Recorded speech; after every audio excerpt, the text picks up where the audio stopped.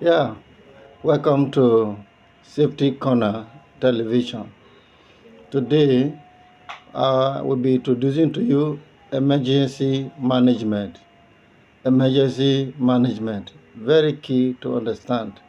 This is brought in collaboration with the Institute of Emergency Management. Institute of Emergency Management.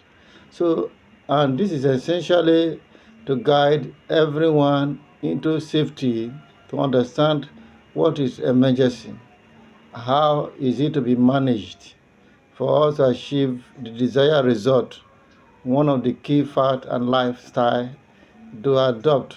This is one of the things that is lacking in many stages of life, and that is why many are unable to attain to the purpose, even give it up as a project to be back upon.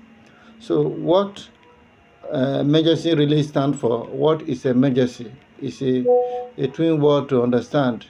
So, emergency is a sudden, urgent, and usually unexpected occurrence requiring immediate action to prevent loss of life, permanent injury, or significant damage to property. I will want to, for purpose of emphasis, to repeat myself by defining what emergency means. An emergency is a sudden, urgent, and usually unexpected occurrence requiring immediate action to prevent loss of life, permanent injury, or significant damage to property. The golden hour of that is the critical period immediately after an emergency occurs when prompt medical treatment has the highest likelihood of preventing life. That is the golden hour. I will repeat, the golden hour in emergency is the critical period immediately after an emergency occurs when prompt medical treatment has the highest likelihood of preventing death. So let's look at our disposition to emergency. That is the mindset. Our disposition to emergency. That is the mindset. Very key. Composure. You stay very calm to think clearly. Your composure is very key. Stay calm to think clearly. Don't panic. Panic is contagious and can cause more harm. Then another your composure should be, or disposition should also be proactivity. Proactivities. What does that mean? Anticipating what could go wrong before it does. When you're anticipating what could go wrong before it does. Now, urgency. Urgency is understanding that in an emergency, time is life. Any moment of time you miss, something could happen. These are our disposition to emergency. That is our mindset to emergency. Now let's look at what can constitute an emergency. An event is an emergency if it involves respiratory distress. If it involves respiratory distress, you call it emergency if that event has effect on respiratory distress. That is difficulty breathing or airway blockage. 2. It is emergency when it has a circulatory failure. That means severe bleeding, cardiac arrest, or shock.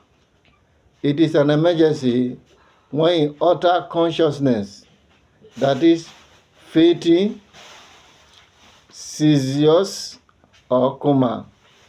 It is emergency when there is severe trauma, broken bones, deep lacerations, or head injuries. These are what we can call emergency. Application to traditional birth. For those of you participating on this, I will focus on that. That is postmortem hemorrhage. Postmortem hemorrhage, that is recognizing excessive bleeding immediately after birth. Recognizing excessive bleeding immediately after birth.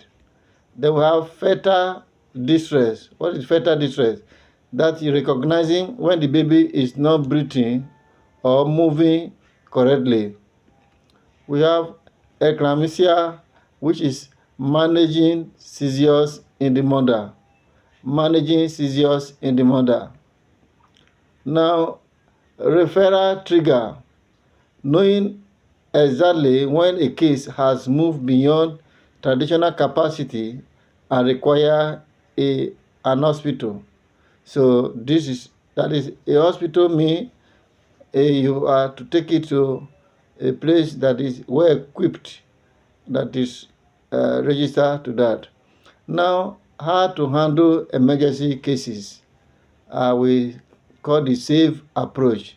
The S.A.V.E. approach. Now, the S there, which is the S.A.V.E., means survey the scene. So, how to handle emergency cases? Please pay attention to this. How to handle emergency cases. You survey the scene. Ensure it is safe for you to help. So that is one of the things that helps me ensure it is safe for you to help. That means you survey the scene, the incident that took place, survey it. 2, A may assess the victim. Assess the victim. Now you now ask, check responsiveness, breathing, and pulse. V mean vitalize help. Call for backup, or the institute can be called, or even an hospital. Hence, you are a registered person to that effect. E, which is the conclusion of the S.A.V.E., execute care. That means provide basic life support or first aid until professional help arrives. Documentation and symbiotic relationship. Documentation and symbiotic relationship. Now, record keeping.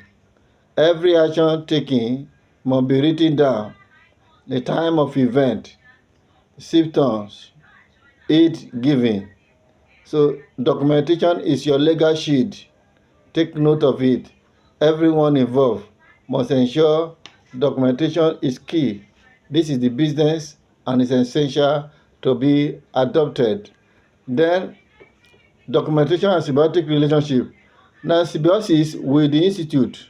So the institute is the one training you today. I am the director of education. So symbiosis with the institute. You are not alone. So you are our ambassadors. You are our representative.